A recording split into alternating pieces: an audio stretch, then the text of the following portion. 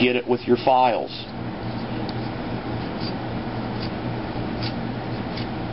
Now, just like anything else, there's multiple ways of doing things. Just because you see me doing it one way does not necessarily mean that's the only way it can be done. There might be a couple different ways of doing it. Now, those little pieces that I was talking about coming off, the little pieces of flash, when you cut them off, try to angle it down towards the table. That way it doesn't go flying across the room and you put out your buddy's eye, or you scratch the TV, or aim it downwards. When you're done, take your finger and rub across. If you feel a sharp spot, take a look in that area. There may be a little piece of that flashing that it wasn't big enough for you to spot with your eye, but you're going to spot it with your finger. Now, just like with a plastic piece, dry fit it. Try putting it together. If there's big gaps, we might have to green stuff it. Green stuff is a two-part epoxy that is used for filling holes. A lot of people are very afraid to use it. It is something that takes a little bit of practice. So I'm not going to get into doing green stuff on this tutorial. We'll save that for later. But put your pieces together. It will let you know if you have a problem area that you need to work on. There may be something holding a piece up and it won't go down the easiest.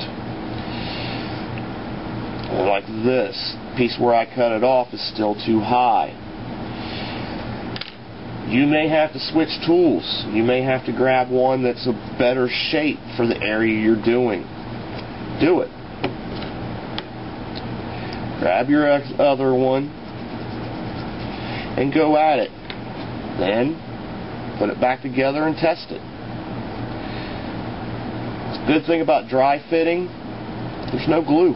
You're not wasting supplies, and it's going to save a lot of work. It's a lot better than putting glue on this, putting it together and finding out you got these big gaps because you didn't take care of something. Slow down. This is not a race.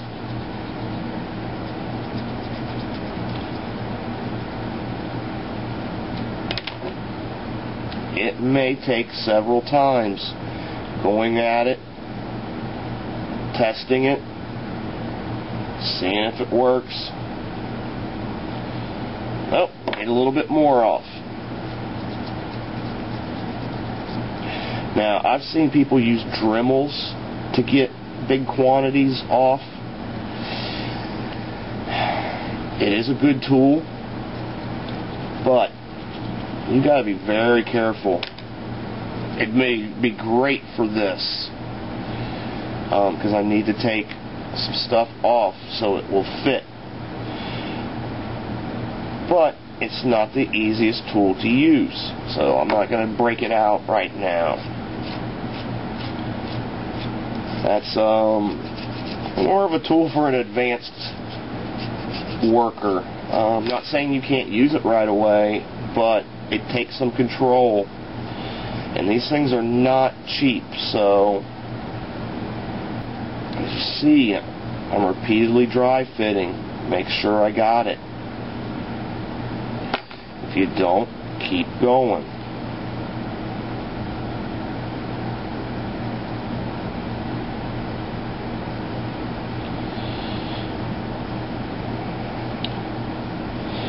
Now, a big heavy piece like this, sometimes super glue just cannot hold it real well. It might hold it for a while, but then one day you're gaming and you set it down and the thing falls apart. Metal is heavy. Sometimes that super glue just can't hold it very well. So there's a technique that we use we miniature guys use called pinning. And what we do is we drill holes in both pieces.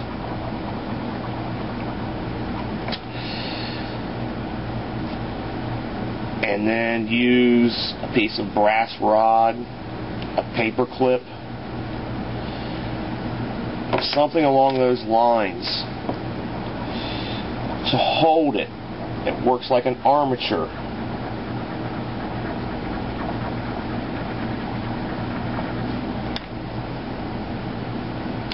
What ends up happening is the weight is transferred to that metal rod. And that will help hold the weight so that the glue doesn't have to hold it all. Now, this is on the face.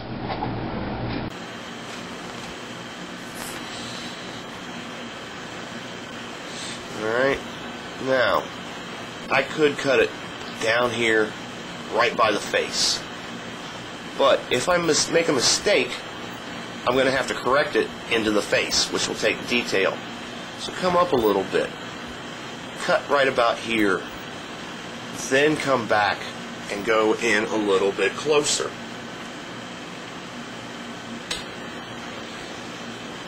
Now, you see I didn't take the whole thing off. Now I can come in, and I don't have to do it all in one cut. I can break it up into a couple of cuts.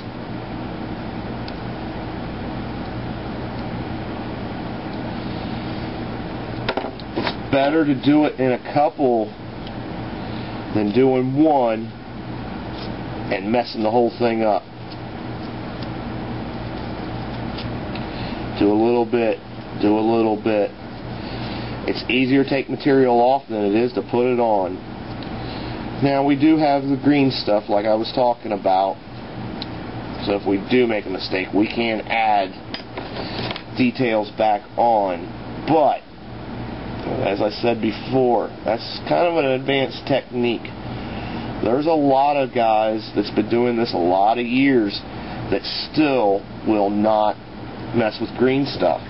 It's hard. I don't blame them one bit. It's not an easy skill to master. Not to say it can't be done, but it is a little bit harder.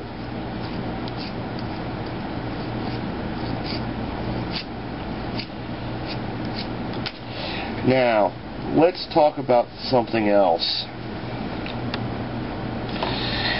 There's a big debate over painting on what they call the sprue, the outline,